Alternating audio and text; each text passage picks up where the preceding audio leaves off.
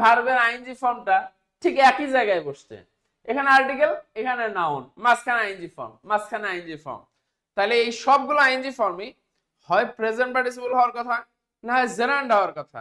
কিন্তু আশ্চর্যজনক ভাবে এর মধ্যে তিনটা প্রেজেন্ট পার্টিসিপল আছে আর তিনটা জেরান্ড আছে। এই ভেজালটাকে মুক্ত করার জন্য দুটা টেকনিক আছে। যদি এরকম দেখো যে আর্টিকেল অর্থাৎ এ আইএনজি যুক্ত ভার্ব নাউন আছে, এইটাকে প্রেজেন্ট পার্টিসিপল নাকি জেরান্ড, এটা ফাইন্ড আউট করার জন্য তুমি ঠান্ডা মাথায় আগে চিন্তা করবা। দুই ভাবে চিন্তা করবা। একটা হলো এই আইএনজি যুক্ত ভার্বটাকে ফর বসিয়ে পরে আইএনজি যুক্ত ভার্বটাকে বসাবা। বসানোর পরে মানে ফর প্লাস আইএনজি অর্থাৎ আ বার্ড, এরপরে ফর যুক্ত করে ফ্লাইং যুক্ত করবা। করার পরে যদি দেখো যে বিষয়টা স্বাভাবিক, ফর যুক্ত করার পরে যদি দেখো অর্থটা খুব স্বাভাবিক আসে, তাহলে সেটা জেরান্ড হবে। কেন জেরান্ড হবে এটা বোঝানোর জন্য বলি। ফর হচ্ছে একটা প্রেপোজিশন, প্রেপোজিশনের পরে অবজেক্ট বসে, অবজেক্ট মানে কি সেটা নাউন, তাহলে নাউন হলে কি হবে, জেরান্ড হবে। তাহলে এ ফ্রাইং প্যান, এটাকে যদি আমি ফর যুক্ত করে আনি তাহলে বাক্যটা কি আসবে, আ প্যান ফর ফ্রাইং মানে কি, আ প্যান ফর ফ্রাইং মানে কি, ফ্রাই শব্দ অর্থ কি, ভাজা। তাহলে ভাজার জন্য কড়াই, আ প্যান ফর ফ্রাইং ভাজার জন্য কড়াই, অর্থ কি স্বাভাবিক না অস্বাভাবিক, স্বাভাবিক। যদি স্বাভাবিক হয় ফর দিয়ে বসার পরে তাহলে সেটা জেরান্ড হবে। তার মানে এ ফ্রাইং প্যান, এখানে ফ্রাইংটা জেরান্ড। কিন্তু যদি অস্বাভাবিক হয় তাহলে সেটা প্রেজেন্ট পার্টিসিপল হবে।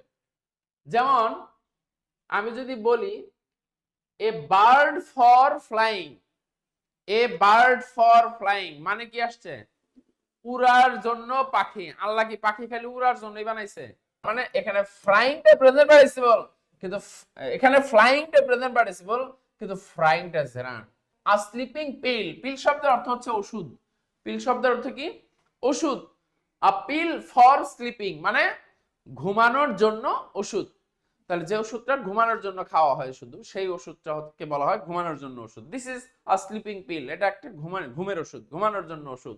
তার মানে ফর যুক্ত করলে স্বাভাবিক অর্থ দিচ্ছে, এই জন্য স্লিপিংটা জেরান্ড। কিন্তু যদি বলি a sleeping man, a man for sleeping লেখা যায়, ঘুমানোর জন্যই মানুষ। এরকম কোন মানুষ আছে নাকি যে যে একটা বিশেষ ধরনের মানুষ আছে যাদেরকে খালি ঘুমানোর জন্য আল্লাহ বানাইছে? এরকম কোন মানুষ আছে? নাই।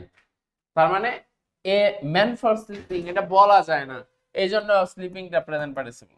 নাম্বার 2 হচ্ছে এই আইনযুক্ত ভার্বটাকে ইজ যুক্ত করে পরে বসাবা। ইজ এর পরে এই আইনযুক্ত ভার্বটাকে আনবা। যদি এবারে দেখো স্বাভাবিক হয়, এবারে আর জেরান্ড হবে না, এবারে স্বাভাবিক হলে এটা প্রেজেন্ট পার্টিসিপল হবে। উল্টাটা কিন্তু এবারে উল্টা। আগের বার বলছিলাম ফর যুক্ত করলে স্বাভাবিক হলে জেরান্ড, এবার ইজ যুক্ত করে যদি দেখো স্বাভাবিক তাহলে সেটা প্রেজেন্ট পার্টিসিপল, অস্বাভাবিক হলে জেরান্ড। এখন বলো এ স্লিপিং ম্যান, এইটাকে কি এভাবে লেখা যায় না, এ ম্যান ইজ স্লিপিং, একজন মানুষ ঘুমাচ্ছে, স্বাভাবিক অর্থ দিচ্ছে না? তাহলে স্বাভাবিক দিলে সেটা প্রেজেন্ট পার্টিসিপল হবে। কিন্তু এটাকে কি এইভাবে লেখা যাবে, এ পিল ইজ স্লিপিং, একটা ওষুধ ঘুমাচ্ছে, লেখা যাবে, বলা যাবে? তাহলে অস্বাভাবিক হলে সেটা জেরান্ড হবে। এখন এই দুটো পদ্ধতির মধ্যে তোমার কাছে যেটা সহজ তুমি সেটা অ্যাপ্লাই করবা। বুঝো নাই? এ ফ্লাইং বার্ড, এটাকে এভাবে বলা যাবে, এ বার্ড ইজ ফ্লাইং, একটা পাখি উঠছে, স্বাভাবিক অর্থ দিচ্ছে, সুতরাং এটা প্রেজেন্ট পার্টিসিপল হবে।